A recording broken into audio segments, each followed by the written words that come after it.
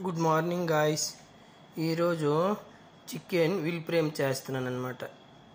దీనికి ఏంటేంటి మరినేట్ చేశానో చెప్తాను, వినండి.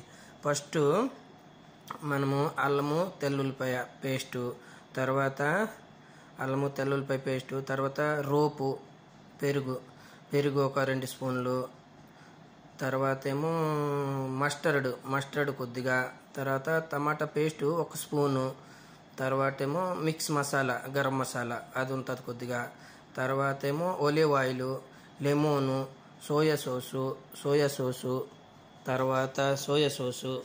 తర్వాత సాల్ట్, ఒలివ్ ఆయిల్ ఇవన్నీ వేసి మరినేట్ చేసి చికెన్కి ఒక గంట మిక్స్ చేసి ఉంచాలన్నమాట. మిక్స్ చేసి ఉంచిన తర్వాత ఇప్పుడు కిందేమో ఒక ట్రేలోను ఒలివ్ ఆయిల్ కొద్దిగా కిందకి వేసి ఉల్లిపాయలు రౌండ్గా కట్ చేసి స్లైస్గా, తర్వాత ఏమో సిమ్లా మిర్చి కింద వేసి దాని మీదేమో ఇప్పుడు చికెన్ పెట్టాను, మరినేట్ చేసిన చికెన్ పెట్టానంట.